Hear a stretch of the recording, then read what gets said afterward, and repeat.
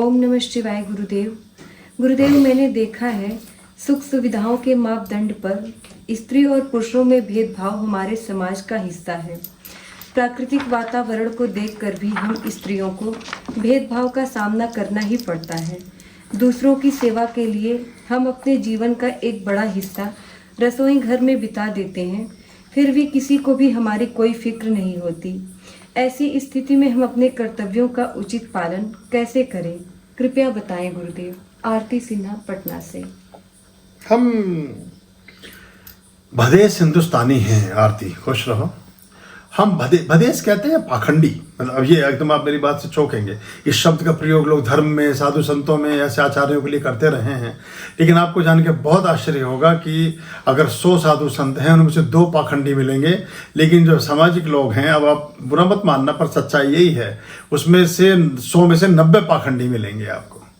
पाखंड मतलब हिपोक्रेसी, दिखना कुछ और, बताना कुछ और, सोचना कुछ और, करना कुछ और, जाना कहीं और, पहुंचना कहीं और, कहना कुछ और, करना कुछ और, तो फिर जीवन भी कुछ और। तो हम अपने बड़ी अच्छी बात कही, मैं तो बहुत समय से इस बारे में कहता रहा हूँ। एक स्त्री का सबसे बड़ा समय जिस रसोई घर में बीतता है, और उस रसोई घर में बनाए जाने वाले पदार्थ का 98% भाग बाकी लोग ग्रहण करते हैं, वो सेवक की तरह उस रसोई घर में लगी है। आप मुझे बताइएगा कि कितने लोगों के रसोई घर में एयर कंडीशनर लगे हुए हैं, एसी कितने लोगों की रसोई में लगा हुआ है, पसीने में भीगी हुई, गर्मी में झुलसती हुई, घमौरियों से भरी हुई, सभी तरह के मसालों के साथ मसालों को आत्मसात करे हुए, उनके बालों में मसालों की खुशबू है, शरीर में सब परेशानियां हैं। उसके बाद वो महिलाएं बेचारी किचन में काम कर रही हैं, और वो जो आदमी बैठ के वहाँ ड्रिंक कर रहा है या टीवी देख रहा है, उसके ड्राइंग रूम में एसी भी लगे हुए हैं, उसके ड्राइंग रूम में सारी सुख सुविधाएं हैं, और भी उसकी बात कि वो अपना आराम से, चाहे वो बनियान में बैठा है, चाहे वो किसी हाफ पैंट में बैठा है, चाहे कुछ भी कर रहा है, मतलब वो उसके लिए मापदंड हमने कुछ और निर्धारित कर लिए। और वो स्त्रियाँ बेचारी जरा सा उनकी चुनरी भी अगर हवा में ऊपर नीचे को कहीं हो जाए तो हम अलग दृष्टि से उनको देखना शुरू करते हैं। यही पाखंड है, यही भदेशपन है। कितनी सदा शैता नहीं है हमारी कि अगर वो गर्मी में काम करने के बाद आधे घंटे के लिए कहीं बाहर जा करके हवा में या पंखे के नीचे खड़ी है तो वहाँ में अखरता है, बजाय इसके कि उसकी ज़रूरत को हम समझ पाएँ कि वो वहाँ किस तरह से उस चीज़ में कर रही थी। 5 मिनट आप गर्मी में नहीं खड़े हो सकते, और वो स्त्री 6 से 8 घंटे गर्मी के सामने ही खड़े होकर के उन सब एहसान फरामोशों के लिए खाना बनाती है और काम करती है। सच में बुरा मत मानना, पर मान भी लेना तो अच्छी बात है, कम से कम सुधार करोगे। किचन होगी बहुत छोटी सी, ड्राइंग रूम होगा 10 गुना बड़ा, बार होगी उससे भी बड़ी, कुछ और होगा उससे भी बड़ा। तो ये हमारे यहाँ परेशानियां हैं, और हम ऐसा समाज विकसित नहीं कर सके, ऐसी चीज़ें विकसित नहीं कर सके। स्त्रियों के बड़े मानसिक विमर्श हैं, बड़े मानसिक द्वंद्व हैं, बड़ी मानसिक प्रताड़नाएं हैं। वो अपने अधोवस्त्र भी बेचारे ठीक से सुखा नहीं सकती, वो अपने बहुत सारे काम ठीक से कर नहीं सकती, वो एक संतरास में प्रतिदिन प्रतिपल जी रही हैं, और उसके बावजूद भी बेचारी हर जगह वो मुस्कुरा करके अपना रोल प्ले करती रहती हैं।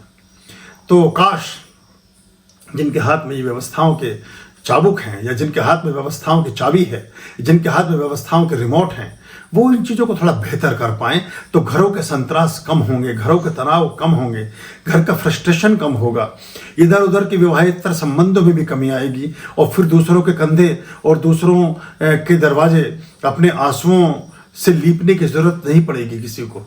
वो फिर घर में ही उसको सब चीज़ों का और उन चीज़ों का एक आनंद और वो चीज़ें प्रतीत होने लगेंगी, तो बहुत सारी चीज़ें संभलने और ठीक दिशा में जानी शुरू होंगी। अभी जिस तरह की चीज़ें बताइए, एसी कूलर तो क्या पंखा, गुरुदेव पंखा भी नहीं होता। तो वही बात है ना कि अब आप सोचिए कि कविता बिष्ट ने भी लिखा है, आशा भी लिख रही है, ऋतु सिंघल ने भी कहा है, तो नंदिता जायसवाल ठीक है, तो हरीश देव त्यागी जुड़े हैं, खुश रहिए, सुमन श्री, एकता धिंगड़ा, नीरज श्री। तो ये हमें इस बारे में सोचना चाहिए।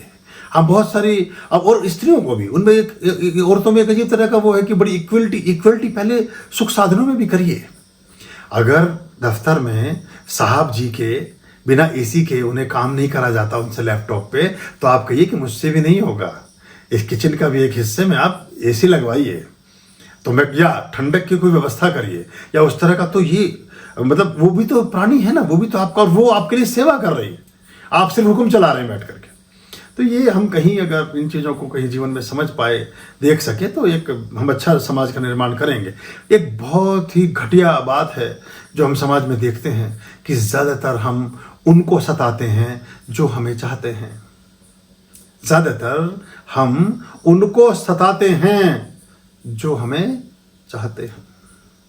आर्यं शरणं शुभमस्तु, संभवकरणं हरमस्तु, देवं वर्णं कर्मस्तु, पापं चरणं परमस्तु, पापं धर्मं मर्मस्तु, तारं कर्मं धर्मस्तु, हृदयं बीजं धर्मस्तु, शोकं दुःखं हरमस्तु, शोकं दुःखं हरमस्तु।